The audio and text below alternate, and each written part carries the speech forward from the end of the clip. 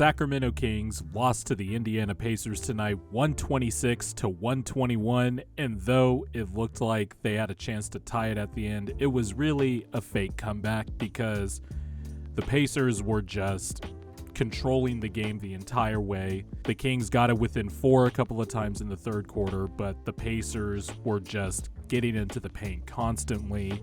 The defense was just absent. And, of course, the penetration just led to threes and ones at the bucket. Benedict Mathurin was getting whatever he wanted in the fourth quarter. And I wanted to talk about the Kings because they have just been weird for the last month. I would say all season, but at least through 34 games, they were 21-13. And when you compare that to last year through 34 games, they were 19-15. They had the best start basically through 35 games since the 04-05 season, I believe. And now through 41 games, they're 23-18. And last year through 41 games, they were 23-18. And the Kings season this year is just weird because obviously De'Aaron Fox and Domantas Sabonis have been playing really well. But I feel like with their losses, there's just no in between.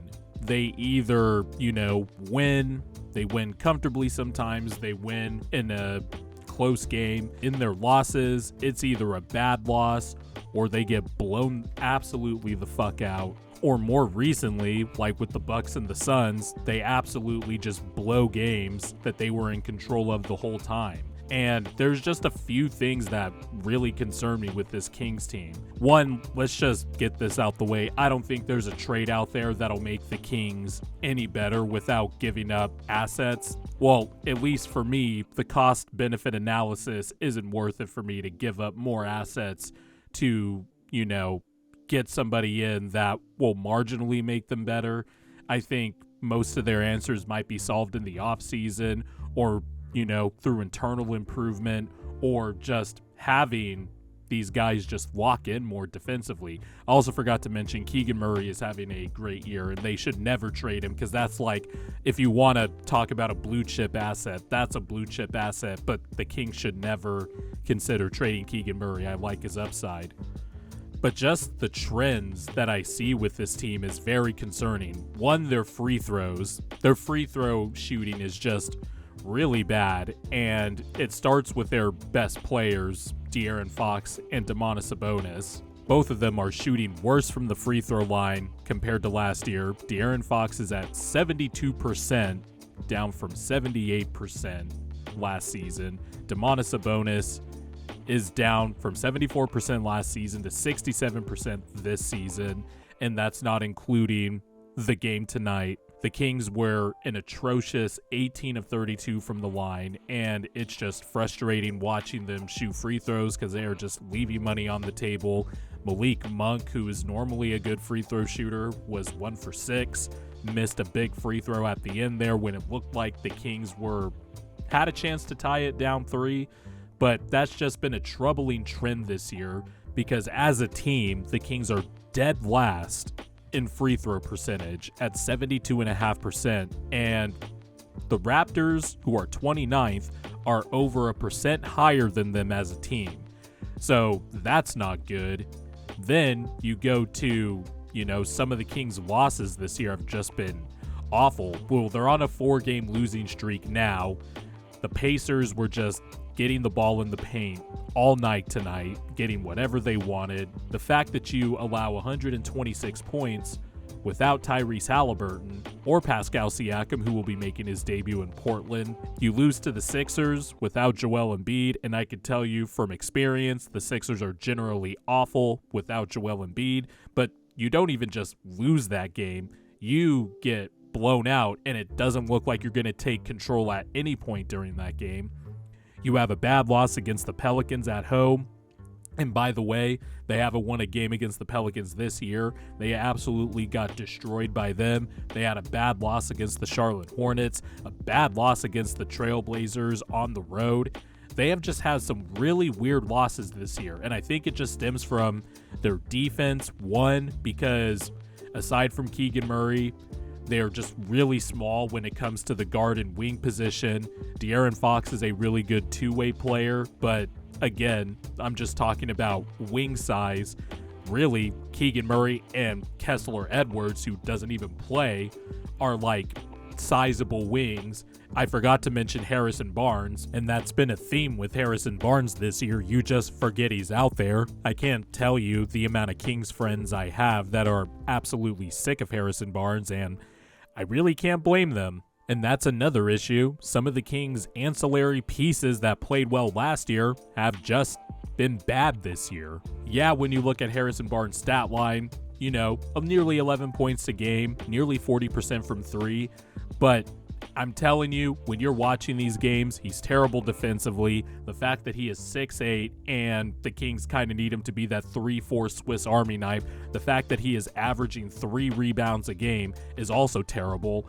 Down from 4.5 last year, which, is still not good, but at least it was something. Defensively, people blow by you, people outmuscle you for an offensive rebound, and then there are just stretches in the game where you're just nowhere to be found.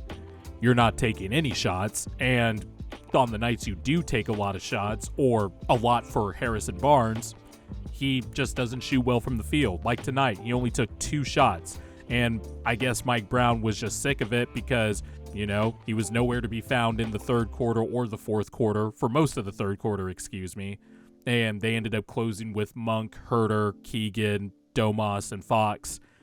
Barnes only played 22 minutes. And speaking of Kevin Herter, even though he did play well tonight, Kevin Herter has just had a down year across the board. Like, there's just no way around it. When that trade first happened 2 summers ago, I was a big fan of the trade. I liked Kevin Herter. I like his game. He's a really good shooter, but there's just something with his confidence right now. And yes, he had a good game against the Milwaukee Bucks, and he had a good game tonight.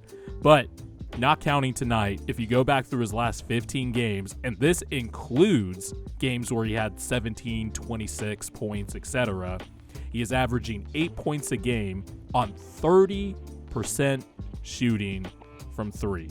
And he was a key cog last year in that Domantas Sabonis, Kevin Herter dribble handoff action. That was kind of one of the main cogs in the Kings offense. And really this season, it just feels like the Kings will just lose if De'Aaron Fox and Domantas Sabonis both have bad games, or one has a good game and one has a bad game. It feels like more than ever, they both have to be really great for the Kings to have a shot. Where last year, it was more of, oh, okay, there's a lot of wrinkles in this Kings offense. Malik Monk, by the way, is also having a great year. I don't want to discredit him, but it just feels like the Kings just lack the deep depth on their roster that they did last year, or, simply the main guys in their rotation, like Kevin Herter, Harrison Barnes, are playing bad.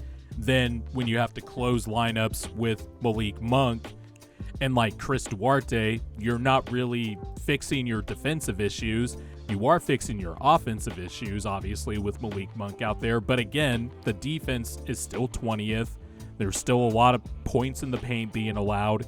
And I don't know, it just feels like the Kings season is weird this year.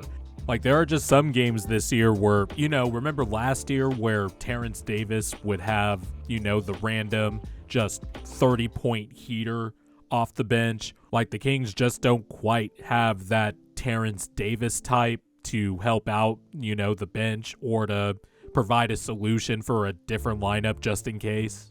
Or, you felt better about the Kings' backup center situation. I just feel like the depth isn't quite there, and then the guys who were part of the main rotation last year that are this year, the returning players, some of them are just not playing well. I still think they're a good team in the grand scheme of the West, but they were a good team last year. Now, I guess, obviously, we'll see in the playoffs, but, I'm only talking about right here, right now. And right now, this Kings season is just weird. I feel like when you compare this season to last season, this season they just have more internal problems just in terms of players not playing well and just structurally how they're built.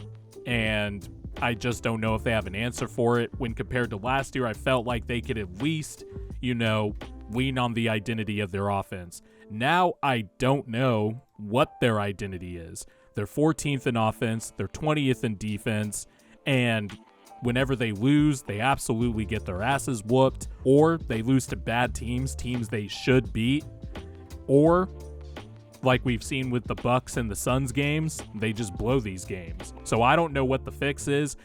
Kings fans, I am curious to know what you've noticed that's different about this year's team compared to last year. Because again, through 34 games this year, the Kings had a better record compared to the first 34 games of last year.